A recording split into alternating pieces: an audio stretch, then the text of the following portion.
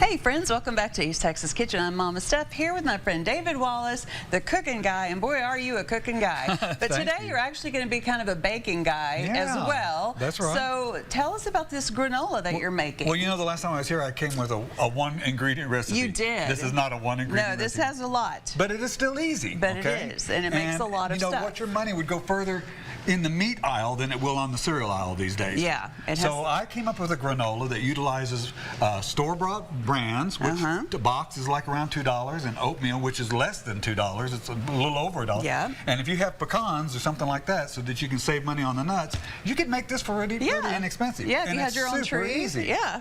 The caveat from this recipe that you need to know is how much wet mixture it takes to how much dry mixture, so that you don't end up with something too tough or too chewy or too wet. So I now know perfectly. We start with 4 cups of that cereal that absolutely didn't cost much money at all. And we put it into a mixing bowl that I've already pre-sprayed with a spray. I use that on that and on my baking pan. And on your big baking pan. Then we're going to add 2 cups of oatmeal to it. Okay. Then we're going to add a healthy 2 cups of nuts, and I buy the deluxe nut mix, which has no peanuts in it, because that's the least favorite for a cereal. And it's very lightly salted. Yes, and this one is just lightly. See, it says lightly salted. So you're not getting a lot of sodium. That's right, not a lot of sodium. Now over here in our saucepan, we've got half a cup of brown sugar, a half a cup of butter, which is a stick. Right, one stick. And we've got a half a cup of honey.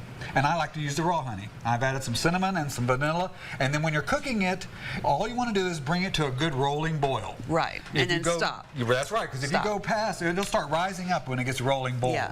But if you use too much time in there, then it will turn hard candy as soon as you start putting it over the dry ingredients. You don't want that at all. That would be terrible. So all you have to do is put that over that. Then we take our spoon, we start mixing it up, and you just want to coat everything really good, and you'll be able to tell. And then once you've got it all coated, you're going to transfer it to a pan, a baking pan, and I like to use a deep one so that I can stir it without making a mess. Yeah, without making a mess. So we're going to put it in, and I did spray that pan too. Yes, you did. I saw you do that. But this is all to do. You spread it out. Pop it in the oven at 350 degrees. You're going to cook it about 40 minutes. You know, it could go 35 maybe. It depends on your oven, but 40 has worked perfect for me every time. And every 10 minutes, you want to give it a stir. Pull it away from the sides and the corners. Mix it up real good. When it's done, look at the color difference.